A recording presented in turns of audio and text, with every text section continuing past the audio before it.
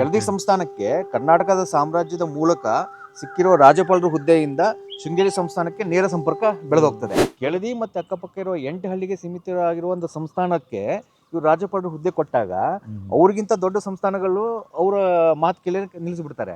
ಈ ವೆಂಕಟಪ್ಪ ನಾಯಕರ ಅವಧಿಯಲ್ಲಿ 1589 ಇಂದ 1600 ಒಳಗೆ ಸತತವಾದ ಯುದ್ಧ ಮಾಡಿ ಅವರು ಮತ್ತೆ ಇವೆಲ್ಲ ರಾಜ್ಯನ ಅವ್ರ ಅಧೀನಕ್ಕೆ ತಂದು ಅವಾಗ ಅವರು ಮಾಡಿದ ಮೊದಲ ಕೆಲಸ ಏನಂದ್ರೆ, ಹಿಂದೆ ಕರ್ನಾಟಕ ಸಾಮ್ರಾಜ್ಯವರ ಏನು ಸಾಮ್ರಾಜ್ಯ ಇದ್ದಾಗ ಏನು ಪರಂಪರೆ ಇತ್ತು, ಟ್ರೆಡಿಷನ್ಸ್ ಇತ್ತು, ಕಲ್ಚರ್ ಇತ್ತು, ಅದೇ ಪದ್ಧತಿಯನ್ನು ಮುಂದುವರ್ಸ್ಕೊಂಡು ಹೋಗ್ತಾರೆ. ಹಾಗಾಗಿ ಸಾಕಷ್ಟು ಜನ ಇತಿಹಾಸಕಾರರು ಏನಂತಾರೆ, ಕರ್ನಾಟಕ ಸಾಮ್ರಾಜ್ಯದ ಮುಂದುವರಿದ ಭಾಗವೇ ಕೆಳದಿ ಸಾಮ್ರಾಜ್ಯ ಅಂತ ಅಥವಾ ಸಂಸ್ಥಾನ ಸಾಮ್ರಾಜ್ಯ ಅಂತ ಹೇಳ್ಬೋದು. 163 ವರ್ಷ ಇವರಿಗೆ ಸಂಪೂರ್ಣವಾಗಿ ಬೆನ್ನೆಲುಬಾಗಿ ನಿಂತವರು ಶೃಂಗೇರಿ ಧರ್ಮ ಸಂಸ್ಥಾನಕ್ಕೆ ಕೆಳದಿ ಅರಸರು. ಶಹಜಾನ್ ಮತ್ತು ಮುಂದೆ ಬರುವ ಶಿವಪ್ಪ ನಾಯಕನ ಶಾಸನಗಳು ಸಿಗ್ತವೆ.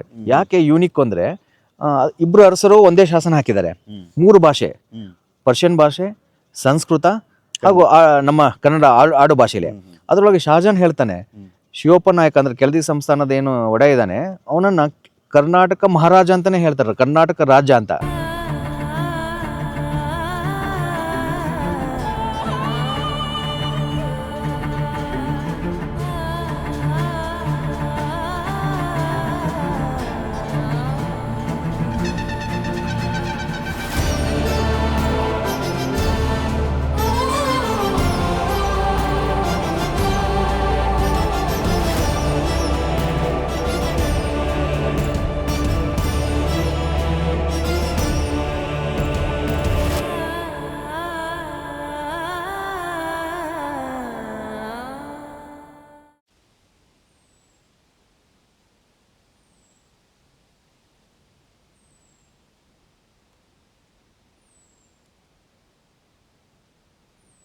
ಸರ್ ನಮಸ್ತೆ. ಹೇಳಿ ಸರ್. ಮೊನ್ನೆ ಎಲ್ಲ ಒಂದಷ್ಟು ಶೃಂಗೇರಿ ಹಿಸ್ಟ್ರಿ ಮಾತಾಡ್ಕೊಂಡ್ ಬಂದ್ವಿ. ಸೊ ವಿಜಯನಗರದ ಪ್ರಾಧಾನ್ಯತೆ ಮತ್ತೆ ಶೃಂಗೇರಿಯ ನಡುವಿನ ಸಂಬಂಧ, ಒಂದು ಕರ್ನಾಟಕ ಸಾಮ್ರಾಜ್ಯ ಹುಟ್ಟಿದಂತ ಜಾಗ ಶೃಂಗೇರಿ ಅನ್ನೋದೆಲ್ಲ ನಮಗೆ ನಿನ್ನೆ ನೀವು ಒಂದಷ್ಟು ಮಾಹಿತಿಗಳನ್ನ ಕೊಟ್ರಿ.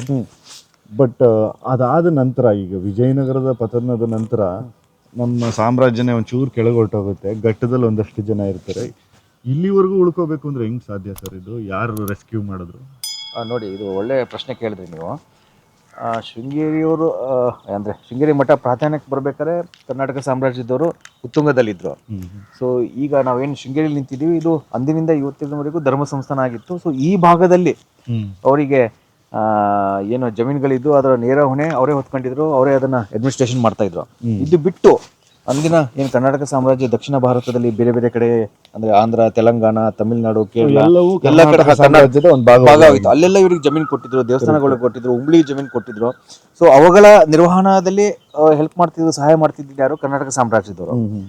ಈಗ ನಾನು ನಿಮ್ಗೆ ಹೋದ ಸಂಚಿಕೆಯಲ್ಲಿ ಹೇಳಿದ್ದೆ, ಆರ್ಗದಲ್ಲಿ ಇವರ ರಾಜ್ಯಪಾಲರು ಇದ್ರು. ಸೊ ಈ ಭಾಗದಲ್ಲಿರುವ ಜಮೀನಿನ ಮೇಲೆ ಏನಾದ್ರು ತೊಂದರೆ ಆದಾಗ ಅವರು ಸಹಾಯಕ್ಕೆ ಬರ್ತಾ ಇದ್ರು. ನೋಡಿ, ಈ ಕೊನೆಯ ಕಾಲಘಟ್ಟ ಅಂದ್ರೆ ಈ 1500 ನಂತರದಲ್ಲಿ ಈ ರಾಜ್ಯಪಾಲರ ಹುದ್ದೆ ಏನು ಆರ್ಗದಲ್ಲಿ ಇತ್ತು, ಅದು ವಂಶ ಪರಂಪರೆಯಾಗಿ ಅವರೇ ನಿರ್ವಹಿಸ್ತಾ ಇದ್ರು. ಯಾರು? ಕರ್ನಾಟಕ ಸಾಮ್ರಾಜ್ಯದವರೇ. 1515 ಆಸ್ಪಾಸಲ್ಲಿ ಈ ಜವಾಬ್ದಾರಿಯನ್ನ ಕೆಳದಿ ಸಂಸ್ಥಾನದ ಸದಾಶಿವ ನಾಯಕನಿಗೆ ಕೊಡ್ತಾರೆ ಸರ್ ಅವರು. ಅವನ ಏನು 1515 ಆಸ್ಪಾಸ್, 10-15 ಆಸ್ಪಾಸರಲ್ಲಿ ಆ ಟೈಮಲ್ಲೇ ಕೊಟ್ಬಿಡ್ತಾರೆ ರಾಜ್ಯಪಾಲರ ಹುದ್ದೆನ ಅವ್ರಿಗೆ ಕೊಡ್ತಾರೆ. ಅಂದ್ರೆ ಆರ್ಗದ ರಾಜ್ಯಪಾಲರ ಹುದ್ದೆ ಹೇಳ್ತಾ ಇದೀನಿ. ವಹಿಸ್ತಾರೆ, ಆ ಜವಾಬ್ದಾರಿನ ವಹಿಸ್ತಾರೆ. ಅಂದ್ರೆ ಅವನಿಗೆ ರಾಜ್ಯಪಾಲರ ರಾಜ್ಯಪಾಲರ ಹುದ್ದೆ ಅವನಿಗೆ ವಹಿಸ್ತಾರೆ. ನಂತರದಲ್ಲಿ ಇವರು ಆಡಳಿತದ ವೈಖರಿಯನ್ನು ನೋಡ್ಕೊಂಡು ಅವ್ರು ಏನ್ ಮಾಡ್ತಾರೆ, ಇವರನ್ನ ಅಂದ್ರೆ ಇವರ ನೆಕ್ಸ್ಟ್ ಇವ್ರ ಮಗ ಬರ್ತಾನೆ. ಆಮೇಲೆ ರಾಮರಾಯರ ಕಾಲಕ್ಕೆ ಏನಾಗ್ಬಿಡ್ತದೆ, ವಂಶ ಪಾರಂಪರ್ಯವಾಗಿ ನೀವೇ ಅದನ್ನ ಮುಂದುವರ್ಸ್ಕೊಂಡು ಹೋಗಿ ಅಂತ ಕೊಟ್ಬಿಡ್ತಾರೆ. ಯಾರಿಗೆ? ಕೆಳದಿ ಸಂಸ್ಥಾನಕ್ಕೆ. ಸೊ ಕೆಳದಿ ಸಂಸ್ಥಾನಕ್ಕೆ ಕರ್ನಾಟಕದ ಸಾಮ್ರಾಜ್ಯದ ಮೂಲಕ ಸಿಕ್ಕಿರೋ ರಾಜ್ಯಪಾಲರ ಹುದ್ದೆಯಿಂದ ಶೃಂಗೇರಿ ಸಂಸ್ಥಾನಕ್ಕೆ ನೇರ ಸಂಪರ್ಕ ಬೆಳೆದೋಗ್ತದೆ. ಇದೊಂಥರ ಈಗ ಕೆಳದಿ ಮತ್ತೆ ವಿಜಯನಗರದ ಅರಸರ ನಡುವಿನ ಸಂಬಂಧ ತುಂಬಾ ಚೆನ್ನಾಗಿತ್ತು. ಅಂದ್ರೆ ರಾಜ್ಯಪಾಲರ ಹುದ್ದೆಯಲ್ಲಿರುವಾಗ ಸೊ ಎರಡು ಕೊಂಡಿಯಾಗಿ ಅವರಿಗೆ ಬಹಳ ಹಿಂದಿನಿಂದನೂ ಅವರಿಗೆ ಸಂಬಂಧ, ಅಂದ್ರೆ ಸದಾಶಿವ ನಾಯಕರು ಇರ್ಬೋದು, ದೊಡ್ಡ ಸಂಕನ ನಾಯಕರ ಕಾಲದಿಂದನೂ ಶೃಂಗೇರಿ ಸಂಸ್ಥಾನ ಹಾಗೂ ಜಗದ್ಗುರುಗಳ ಜೊತೆಗೆ ಅವಿನಾಭಾವ ಸಂಬಂಧ ಇರ್ತದೆ. 1565 ಎಲ್ಲರಿಗೂ ಗೊತ್ತಿರೋ ಹಾಗೆ ತಾಳಿಕೋಟೆ ಯುದ್ಧ ನಡೀತದೆ. ನಂತರದಲ್ಲಿ ಕರ್ನಾಟಕ ಸಾಮ್ರಾಜ್ಯ ಪತನ ಆಗಲ್ಲ, ಆದ್ರೆ ಅವರು ಆ ಮೊದಲಿನ ವೈಭವವನ್ನು ಕಳೆದುಕೊಳ್ತಾರೆ. ಪೆನ್ನಗೊಂಡ ಕಡೆಗೆ ಮೂವ್ ಆದಾಗ ಇಲ್ಲಿ ಏನಾಗ್ತದೆ ಅಂದ್ರೆ, ಈ ಭಾಗದಲ್ಲಿ ಇವತ್ತಿನ ನಾವು ಏನು ಮಲೆನಾಡು ಅಂತೀವಿ, ಕರಾವಳಿ ಅಂತೀವಿ, ಇಲ್ಲಿ ಅತಂತ್ರ ಸ್ಥಿತಿ ಆಗ್ತದೆ. ಏನಂದ್ರೆ ಅವರು ಕರ್ನಾಟಕ ಸಾಮ್ರಾಜ್ಯವನ್ನು ಉಳಿಸ್ಕೊಳ್ಳಿಕ್ಕೆ ಸಾಕಷ್ಟು ಸಾಹಸ ಪಡ್ತಾ ಇರ್ತಾರೆ. ಅವಾಗ ಅವರಿಗೆ ಇಲ್ಲಿ ನೇರವಾಗಿ ಅವರು ಅಧೀನದಲ್ಲಿದ್ದ ಏನು ಸಾಮಂತರಿದ್ರು, ರಾಜರಿದ್ರು, ಅವ್ರ ಮೇಲೆ ನಿಗಾ ವಹಿಸ್ಲಿಕ್ಕೆ ಆಗ್ತಾ ಇರ್ಲಿಲ್ಲ. ಸೊ ಈ ಸಮಯದಲ್ಲಿ ಇವ್ರ ಮೇಲೆ ನಿಗಾ ವಹಿಸಬೇಕಾಗಿದ್ದು ಯಾರು? ರಾಜ್ಯಪಾಲರು, ಅಂದ್ರೆ ಯಾರು? ಕೆಳದಿ ಸಂಸ್ಥಾನದವರು. ಇಲ್ಲಿ ಏನಾಗಿತ್ತು ಅಂದ್ರೆ ಕೆಳದಿ ಸಂಸ್ಥಾನ ಬಹಳ ಪುಟ್ಟದಿತ್ತು. ಅದಕ್ಕಿಂತ ಒಂದ್ ಸ್ವಲ್ಪ ದೊಡ್ಡವರು ಇದ್ದವರೆಲ್ಲ ರಾಜ್ಯಪಾಲರು ಆದಾಗ ಅವರು ಅಧೀನದಲ್ಲಿ ಕೆಲಸ ಮಾಡ್ತಾ ಇದ್ರು. ಉದಾಹರಣೆಗೆ ಗೇರ್ಸೊಪ್ಪ ರಾಣಿ ಅವರು ಇರ್ಬೋದು, ಬಂಕಿ ಅರಸರು ಇರ್ಬೋದು ಮಂಗಳೂರಿನ. ಹಾಗಾಗಿ ಇಲ್ಲಿ ಅಕ್ಕಪಕ್ಕ ಚಿತ್ರದುರ್ಗ ಪಾಳೆಗಾರ ಇರ್ಬೋದು, ಸಾಮಂತರಾಗಿದ್ರು. ಆದ್ರೆ ರಾಜ್ಯಪಾಲರು ಇವರಾಗಿರೋದ್ರಿಂದ ಇವ್ರು ಅಧೀನದಲ್ಲಿದ್ರು. ಕೆಳದಿ ಮತ್ತೆ ಅಕ್ಕಪಕ್ಕ ಇರುವ 8 ಹಳ್ಳಿಗೆ ಸೀಮಿತವಾಗಿರುವ ಒಂದು ಸಂಸ್ಥಾನಕ್ಕೆ ಇವ್ರು ರಾಜ್ಯಪಾಲರು ಹುದ್ದೆ ಕೊಟ್ಟಾಗ ಅವ್ರಿಗಿಂತ ದೊಡ್ಡ ಸಂಸ್ಥಾನಗಳು ಅವರ ಮಾತು ಕೇಳಿ ನಿಲ್ಲಿಸ್ಬಿಡ್ತಾರೆ. ಚಕ್ರವರ್ತಿ ಯಾರು ನಿಗಾ ವಹಿಸಬೇಕಿತ್ತು ಅವನು ಅಲ್ಲಿ ಬೇರೆ ಕಡೆ ಹೋಗ್ಬಿಟ್ಟಿದ್ದಾನೆ. ಅವನ ಸ್ಥಾನನೇ ಅತಂತ್ರ ಆಗ್ಬಿಟ್ಟಿದೆ. ಸೊ ಈ 1535ರಿಂದ 1601 ಒಂದು ಏನು 35 ವರ್ಷದ ಕಾಲಮಾನ ಇದೆ, ಇದು ಒಂಥರ ರಾಜಕೀಯ, ಇಲ್ಲಿ ಒಂಥರ ಪೊಲಿಟಿಕಲ್ ಇನ್ಸ್ಟೆಬಿಲಿಟಿ ಇತ್ತು. ಸೊ ಆ ಕಾಲಮಾನದಲ್ಲಿ ವೆಂಕಟಪ್ಪ ನಾಯಕರು ಅಂತ ಏನು ಮುಂದೆ ಬರ್ತಾರೆ, ಸೊ 1582 to 1629. ಸೊ ಈ ಕಾಲದಲ್ಲಿ ಅವ್ರು ಏನ್ ಮಾಡ್ತಾರೆ ಅಂದ್ರೆ, ವೆಂಕಟಪ್ಪ ನಾಯಕ ಬಂದಾಗ ಒಂದು ಸಣ್ಣ ಪಾಳೆ ಪಟ್ಟ, ಅಂದ್ರೆ ರಾಜ್ಯಪಾಲರಿಂದ ಮತ್ತೆ ವಾಪಸ್ಸು ಪಾಳೆಗಾರರಾಗಿ ಬರ್ತಾರೆ, ಪಾಳೆ ಪಟ್ಟ ಆಯ್ತು. ಸೊ ಅವರು ಅವರ ಒಂದು ರಾಜಾಡಳಿತದ ನೋಡಿದಾಗ ಕಂಟಿನ್ಯೂಸ್ ಆಗಿ ವಾರಲ್ಲಿ ಇರ್ತಾರೆ ಸರ್ ಅವರು. ಯಾಕಂದ್ರೆ ಅಕ್ಕಪಕ್ಕದ ಸಂಸ್ಥಾನಗಳನ್ನ ಮೇಲೆ ಯುದ್ಧ ಮಾಡಿ ಗೆಲ್ತಾರೆ. ಎಲ್ರಿಗೂ ಈಗ ಈ ಜಾಗನ ನಮ್ದು ಮಾಡ್ಕೋಬೇಕು. ಸೊ ಬೈ 1600 ಜಾಗ ಮಾಡ್ಕೋಬೇಕು, ದಕ್ಷಿಣ ಭಾರತಕ್ಕೆ ದೊಡ್ಡ ಸಾಮ್ರಾಜ್ಯ ಅನ್ಸ್ಕೊಂಡ್ಬಿಡ್ತಾರೆ. ಸೊ ಬೈ 1600 ಸರ್ ಅವರು.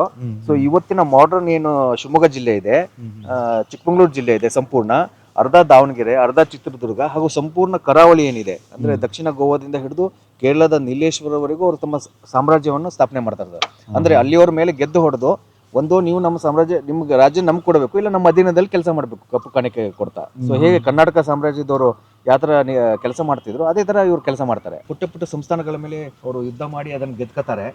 ಸೊ ಗೆದ್ದ ನಂತರದಲ್ಲಿ ಅವರು ಕೇವಲ ಗೇರ್ಸೊಪ್ಪದ ಏನು ರಾಜ್ಯ ಇದೆ, ನಮ್ಮ ಚೆನ್ನಭೈರಾದೇವಿ ಅಂತ ಏನು ಹೇಳ್ತೀವಿ, 54 ವರ್ಷ ಸತತವಾಗಿ ರಾಜ್ಯಭಾರ ಮಾಡಿರೋ ಒಬ್ಬಳು ಮಹಿಳೆ ಏನು ಸಂಬಂಧಪಟ್ಟ ರಾಣಿಗೆ ಸಂಬಂಧಪಟ್ಟ ಏನು ರಾಜ್ಯವನ್ನು ಇವರು ವಾಪಸ್ ಕೊಡಲ್ಲ, ಮರಳಿ ಕೊಡಲ್ಲ, ಇವರೇ ಅದ್ರ ಮೇಲೆ ನೇರ ಆಡಳಿತ ಮಾಡ್ತಾರೆ. ಸೊ ಇವೆಲ್ಲ 1600 ಕಾಲಘಟ್ಟದಲ್ಲಿ ಇವರು ಕಂಪ್ಲೀಟ್ ಒಂದು ಮಲೆನಾಡು ಹಾಗೂ ಕರಾವಳಿ ಏನಿದೆ ಒಳಗೊಂಡಂತ ಒಂದು ಹೊಸ ಸಾಮ್ರಾಜ್ಯ ಉದಯ ಆಗ್ತದೆ. ಅದೇ ಕೆಳದಿ ಸಾಮ್ರಾಜ್ಯ ಅಂತ ನಾವು ಹೇಳ್ಬೋದು. ನೋಡಿ, ಗೇರ್ಸೊಪ್ಪ ರಾಣಿ ಅವಳ ಸಂಸ್ಥಾನ ಅಂದರೆ ಇವರ ಮೂಲ ಸಂಸ್ಥಾನಕ್ಕಿಂತ ದೊಡ್ಡ ಸಂಸ್ಥಾನ ಗೇರ್ಸೊಪ್ಪ ರಾಣಿದು. ಸೊ ಅವ್ರ ಮೇಲೆ ವಿಜಯ ಸಾಧಿಸಿ ಇದು ಸಹ 1596 ಅವರು ವಿರುದ್ಧ ಯುದ್ಧ ಮಾಡ್ತಿರ್ತಾರೆ. ಸೊ 1600 ಹೊತ್ತಿಗೆ ರಾಜ್ಯವನ್ನು ಗೆದ್ದುಕೊಂಡು ಅದನ್ನು ಇವರ ಸಾಮ್ರಾಜ್ಯಕ್ಕೆ ವಿಲೀನ ಮಾಡ್ತಾರೆ. ಈಗ ತುಂಬ ಜನ ಅಂತಾರೆ ಏನಂದರೆ, ಕೆಳದಿ ಸಾಮ್ರಾಜ್ಯ ಅಂತ ಹೇಳ್ಬಾರ್ದು, ರಾಜ್ಯ ಅಂತ ಹೇಳಿ ಅಂತ. ತುಂಬ ಜನ ನಮ್ಮಲ್ಲಿ ರಾಜ್ಯ ಮತ್ತು ಸಾಮ್ರಾಜ್ಯದ ಬಗ್ಗೆ ಒಂದು ಸ್ವಲ್ಪ ವ್ಯತ್ಯಾಸಗಳು ತುಂಬ ಜನ ಗೊತ್ತಿಲ್ಲ.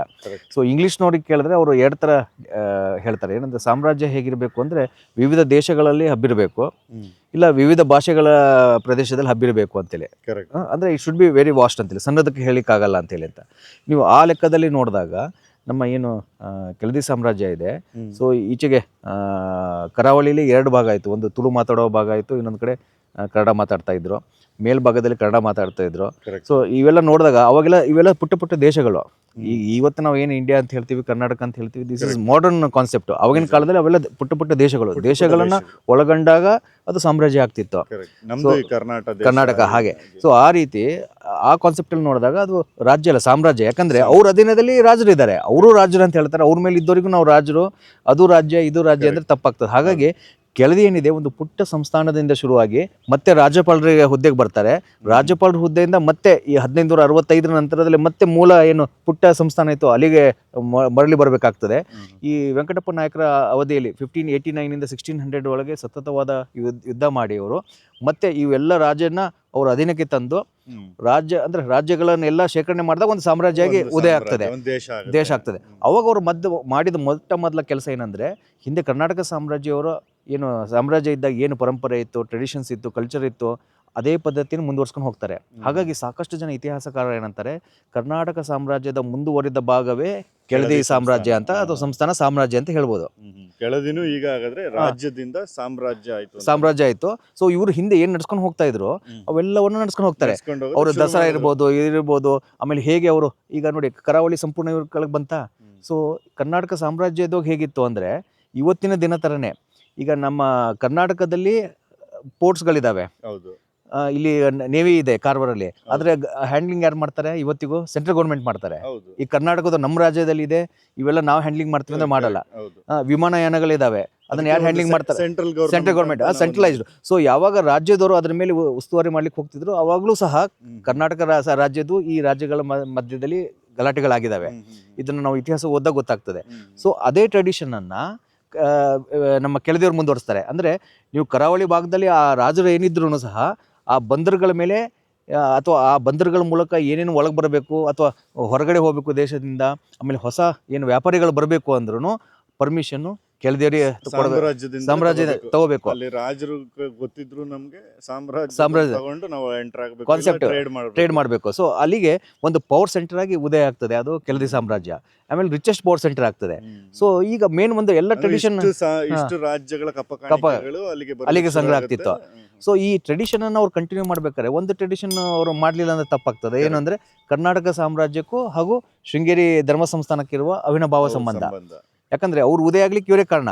ಸೊ ಅದನ್ನ ಹೇಗೆ ಬಿಡ್ಲಿಕ್ಕೆ ಆಗ್ತದೆ? ಹಾಗಾಗಿ 1600ರಲ್ಲೇ ಇವರು ಅವಾಗ ಇಬ್ರು ಜನ ಜಗದ್ಗುರುಗಳು ಇರ್ತಾರೆ, ಅಂದ್ರೆ ಹಿರಿಯವರು ಸಣ್ಣವರು ನೇಮಕ ಆದವರು. ಸೊ ಇಬ್ಬರನ್ನು ತಮ್ಮ ಸಂಸ್ಥಾನಕ್ಕೆ ಕರ್ಕತ್ತಾರೆ. ಅವಾಗ ರಾಜಧಾನಿ ಇಕ್ಕೇರಿ. ಸೊ ಅಲ್ಲಿಂದ ಮತ್ತೆ ಅಂದ್ರೆ ಹಿಂದೂ ಸಂಬಂಧ ಇತ್ತು ಹಿಂದೆ, ಅಂದ್ರೆ ಅದಕ್ಕಿಂತ ಇವ್ರ ತಂದೆ ಕಾಲದಲ್ಲಿ ವೆಂಕಟಪ್ಪರ ಅಜ್ಜನ ಕಾಲದಲ್ಲೂ ಸಂಬಂಧ ಇತ್ತು. ಆದ್ರೆ ಅದು ರಾಜ್ಯಪಾಲರ ಹುದ್ದೆಯಲ್ಲಿ ಅಥವಾ ಪುಟ್ಟ ಸಂಸ್ಥಾನವಾಗಿ ಒಂದು ಸಂಬಂಧ ಇತ್ತು.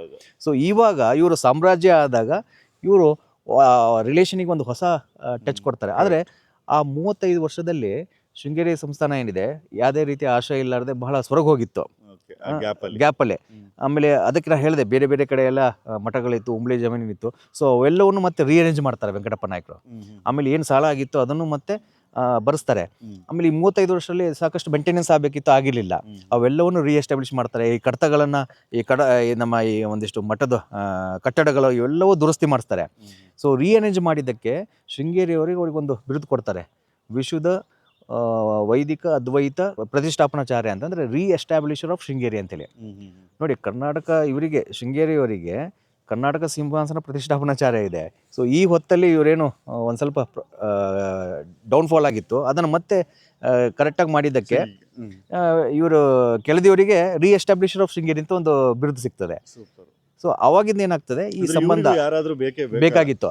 ಸೊ 1600ರಿಂದ ಹಿಡಿದು 1763ವರೆಗೂ ಈ ಪ್ರದೇಶದಲ್ಲಿ ಶೃಂಗೇರಿ ಧರ್ಮ ಸಂಸ್ಥಾನದಿರ್ಬೋದು ಅವರ ಜವಾಬ್ದಾರಿಯನ್ನು ಎತ್ಕೊಂಡಿದ್ದು ಕೆಳದಿಯವರು. 163 ವರ್ಷಗಳ ಜವಾಬ್ದಾರಿಯನ್ನ ಕರ್ನಾಟಕ ಸಾಮ್ರಾಜ್ಯದ ನಂತರದಲ್ಲಿ ಆ ಜವಾಬ್ದಾರಿಯನ್ನು 1600 to 1763 ಅಂದ್ರೆ ಇವರು 63ವರೆಗೆ ಅಂದ್ರೆ ಹೈದರ್ ಬಂದು ಇದನ್ನ ವಶಪಡಿಸಿ ಈ ರಾಜ್ಯವನ್ನು ಬರೋವರೆಗೂ. ಹಾಗಾದ್ರೆ ಇದು ನಮ್ಮ ಕೆಳದಿ ಸಂಸ್ಥಾನ ಕಂಟ್ರೋಲ್ ಅಂದ್ರೆ ಕಂಟ್ರೋಲ್ ಇರ್ಲಿಲ್ಲ. ಇವ್ರ ಧರ್ಮ ಸಂಸ್ಥಾನ ಅಂದ್ರೆ ಇವ್ರ ರಕ್ಷಣೆ ಪ್ಲಸ್ ಅಕ್ಕಪಕ್ಕದ ಏನು ಇವ್ರದ್ದು ಪ್ರಾಬ್ಲಮ್ ಇತ್ತು, ಬೇರೆ ಕಡೆ ಜಾಗಗಳಿದ್ದು, ಅದಕ್ಕೆ ರಕ್ಷಣೆ ಕೊಡ್ಲಿಲ್ಲ, ಸಪೋರ್ಟ್ ಕೊಡ್ಲಿಲ್ಲ. ಯಾಕಂದ್ರೆ ಇವ್ರ ರಾಜ್ಯದಲ್ಲೂ ಸಾಕಷ್ಟು ಆಸ್ತಿಗಳಿದ್ವು. ಇವ್ರದ್ದು ಕರಾವಳಿಲಿ ಆಸ್ತಿ ಇತ್ತು, ಬಾರ್ಕೂರಲ್ಲಿತ್ತು, ಬಸರೂರಲ್ಲಿತ್ತು, ಮಂಗಳೂರಲ್ಲಿತ್ತು, ಕೇರಳದಲ್ಲಿತ್ತು. ಸೊ ಅಲ್ಲೆಲ್ಲ ಇವ್ರು ಆಳ್ವಿಕೆ ಮಾಡ್ತಾ ಇದ್ರು. ಸೊ ಅಲ್ಲಿ ಉಮ್ಳಿ ಜಮೀನಿನ ದುಡ್ಡು ಬರ್ತಾ ಇರ್ಲಿಲ್ಲ ಅಂದ್ರೆ ಅದನ್ನ ಕೊಡುವ ವ್ಯವಸ್ಥೆ ಕೆಳದಿಯವರು ಮಾಡ್ತಾ ಇದ್ರು. 163 ವರ್ಷ ಇವರಿಗೆ ಸಂಪೂರ್ಣವಾಗಿ ಬೆನ್ನೆಲುಬಾಗಿ ನಿಂತವರು ಶೃಂಗೇರಿ ಧರ್ಮ ಸಂಸ್ಥಾನಕ್ಕೆ ಕೆಳದಿ ಅರಸರು. ಸೂಪರ್. ಅಂದ್ರೆ ಹೆಚ್ಚು ಕಡಿಮೆ ವಿಜಯನಗರದ ಅರಸರಿಗೆ ಎಷ್ಟಿದ್ರು ಅದೇ ತರ ಆಗ್ತದೆ. ಅವರು ಅಷ್ಟೇ ವರ್ಷ ಬಂದಿತ್ತು, ಪ್ಲಸ್ ವರ್ಷ ಏನೋ ಬರ್ತಾರೆ ಅಷ್ಟೇ. ಆಮೇಲೆ ನಂತರದಲ್ಲಿ ನೋಡಿ, ಇವರು ಕೆಳದಿಯವರಿಗೂ ಮೊಘಲರಿಗೂ ಒಂದು ಉತ್ತಮವಾದ ಸಂಬಂಧ ಇತ್ತು, ಅಂದ್ರೆ ಡಿಪ್ಲೊಮ್ಯಾಟಿಕ್ ಸಂಬಂಧ ಇತ್ತು. ನೀವು ಕಾಶಿಗೆ ಹೋದಾಗ ಸಾಕಷ್ಟು ಶಾಸನಗಳು ಸಿಗ್ತವೆ. ಉದಾಹರಣೆಗೆ ಶಹಜಾನ್ ಮತ್ತು ಮುಂದೆ ಬರುವ ಶಿವಪ್ಪ ನಾಯಕನ ಶಾಸನಗಳು ಸಿಗ್ತವೆ. ಯಾಕೆ ಯೂನಿಕ್ ಅಂದ್ರೆ ಇಬ್ರು ಅರಸರು ಒಂದೇ ಶಾಸನ ಹಾಕಿದ್ದಾರೆ, 3 ಭಾಷೆ, ಪರ್ಷಿಯನ್ ಭಾಷೆ, ಸಂಸ್ಕೃತ ಹಾಗೂ ನಮ್ಮ ಕನ್ನಡ ಆಡು ಭಾಷೆಲೆ. ಅದರೊಳಗೆ ಶಹಜಾನ್ ಹೇಳ್ತಾನೆ, ಶಿವಪ್ಪ ನಾಯಕ ಅಂದ್ರೆ ಕೆಳದಿ ಸಂಸ್ಥಾನದ ಏನು ಒಡೆಯ ಇದ್ದಾನೆ ಅವನನ್ನ ಕರ್ನಾಟಕ ಮಹಾರಾಜ ಅಂತಾನೆ ಹೇಳ್ತಾರೆ, ಕರ್ನಾಟಕ ರಾಜ ಅಂತ. ಅಂದ್ರೆ ಅವಾಗ ಕರ್ನಾಟಕದ ರಾಜ ಗುರ್ಸ್ಕೊಂಡಿದ್ದು ಕೆಳದಿ ಸಂಸ್ಥಾನದವರು. ಸೊ ಅಲ್ಲಿವರೆಗೂ ಒಂದು ಒಳ್ಳೆ ಸಂಬಂಧ ಇತ್ತು, ಡಿಪ್ಲೊಮ್ಯಾಟಿಕ್ ಅಂತ ಹೇಳ್ತಾ ಇವಲ್ಲ ಆ ಥರ. ಯಾಕಂದ್ರೆ ಈ ಬೇರೆದ್ದು ನಾವು ಮಾತಾಡ್ತಿಲ್ಲ, ಡಿಪ್ಲೊಮ್ಯಾಟಿಕ್ ರಿಲೇಷನ್ ತುಂಬಾ ಚೆನ್ನಾಗಿತ್ತು. ವ್ಯವಹಾರಕ್ಕೆ ಸಂಬಂಧ ಹೊಡೆದಾಡ್ಕೊಂಡು ಅವ್ರನ್ನ ನಾಶ ಮಾಡೋದು, ಇವ್ರು ಮಾಡೋದ್ರ ಬದಲು. ಸೊ ಡಿಪ್ಲೊಮ್ಯಾಟಿಕ್ ಟೈಸ್ ಬೇಕೇ ಬೇಕು. ಯಾಕಂದ್ರೆ ಇಲ್ಲಿಯ ವ್ಯಾಪಾರಸ್ಥರು ಅಲ್ಲಿಗೆ ಹೋಗ್ಬೇಕು, ಅಲ್ಲಿಯವರು ಇಲ್ಲಿಗೆ ಬರಬೇಕು ಅಂದ್ರೆ ಈ ಇಬ್ರು ರಾಜ್ಯಗಳ ಮಧ್ಯೆ ಮಿಕ್ಸ್ ಆಗಿ ಹೋಗ್ಬಿಟ್ಟಿದೆ. ಸೊ ಕರ್ನಾಟಕ ರಾಜ್ಯ ಅಂತ ಇವರನ್ನ ಅವರು ರಿಕಗ್ನೈಸ್ ಮಾಡಿದ್ದಾರೆ ಅಂದ್ರೆ ಸೊ ಅವಾಗ ಗೊತ್ತಾಗ್ತದೆ ಆ ಟೈಮ್ಲಿ, ಆ ಘಟ್ಟದಲ್ಲಿ ನಮ್ಮ ಕರ್ನಾಟಕದ ಅತಿ ಸಿರಿವಂತ ಹಾಗೂ ಪವರ್ಫುಲ್ ರಾಜ್ಯ ಯಾವ್ದಾಗಿತ್ತು ಅಂದ್ರೆ ಕೆಳದಿಯವರು. ಸೊ ಅವಾಗಿನೂ ಮೈಸೂರು ವಾಸ್ ವೆರಿ ಒಂದು ಅಂಬೆಗಾಲಿಡುವ ಮಗು ಅಂತಲೇ ಹೇಳ್ಬೋದು. ಸೊ ಅಂಥ ಕಾಲಘಟ್ಟದಲ್ಲಿ ಮತ್ತೆ ಶೃಂಗೇರಿ ಸಂಸ್ಥಾನ ಮತ್ತೆ ತನ್ನ ಹಳೆಯ ವೈಭವ ಏನಿದೆ ಅದನ್ನು ಮತ್ತೆ ಮರಳಿ ಪಡೀತದೆ. ಸೊ ಇದ್ರ ನಂತರದ್ದೇನಿದೆ ನಾವು ಮುಂದಿನ ಸಂಚಿಕೆಯಲ್ಲಿ ಮಾತಾಡ್ಬಿಡೋಣ. Okay sir.